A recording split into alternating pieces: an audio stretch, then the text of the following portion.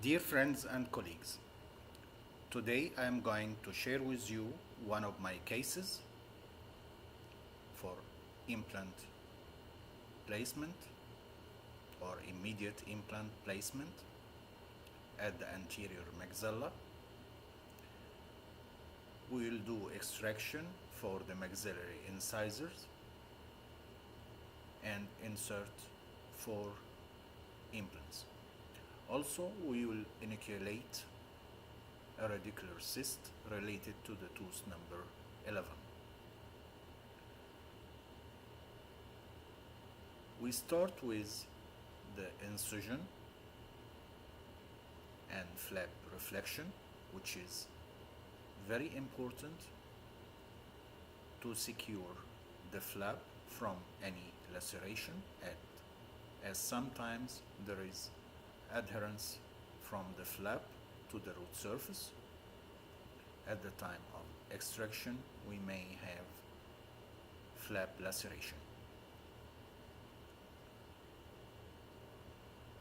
Also, flap reflection gives us a good visualization for the tooth structure and the alveolar bone. We should do atraumatic extraction as much as we can to avoid any bone fracture or dehiscence.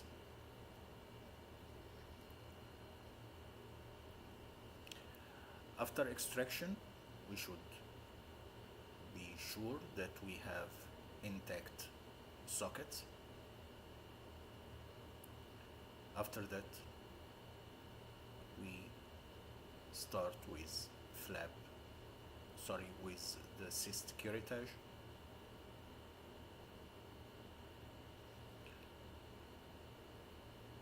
If we find that the cyst is adherent to the periosteum, we should do sharp dissection and proper flap reflection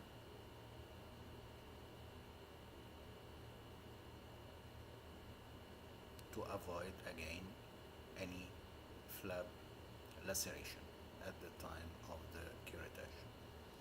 Also, it gives us a good visualization for the graft procedure.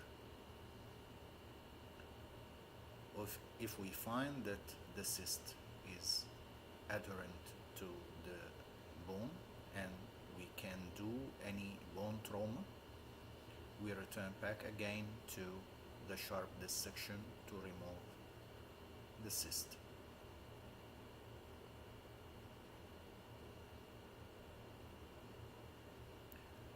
We should also be sure that there is no cyst tissue adherent to the periosteum. Then we start with the initial drill. With the initial drill, we adjust the implant direction.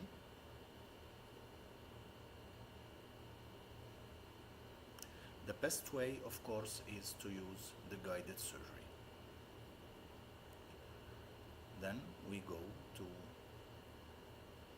the lens orientation drills, maintaining the osteotomy direction.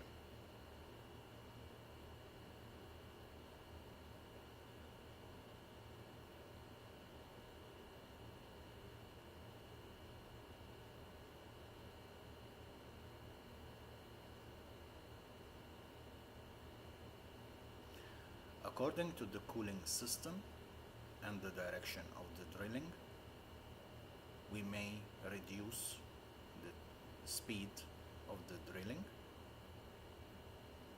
if needed.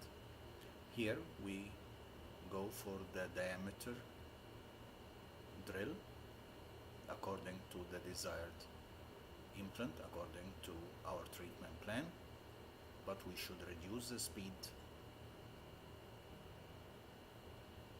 We can do it with 500 RPM, sometimes less. according to the bone density. For the implant placement, we can use the handpiece or the ratchet, or a combination to put the implant with the handpiece, then go with the ratchet. At the dehiscence area, we can check the initial implant stability. It is perfect. Be sure that we have accurate implant seating related to the crystal bone.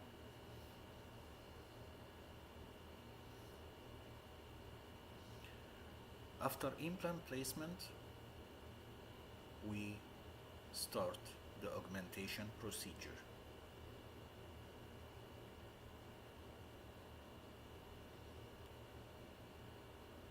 For the augmentation, we use bone graft and membrane, a collagen membrane.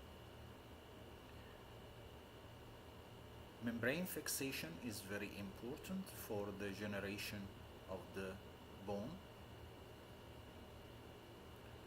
We can use either bone tack. If the membrane is hard, we can soften it a little bit. We can use bone tack or bone screw, or simply we can use a rubber dam bunch to make a hole opposite to the cover screw. After the grafting procedure,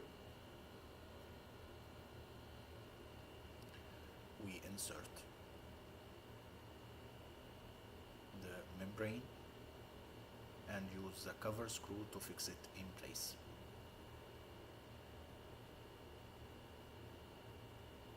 I'm using this technique over 10 years now, and I have no problem with it at all, if you know what to do.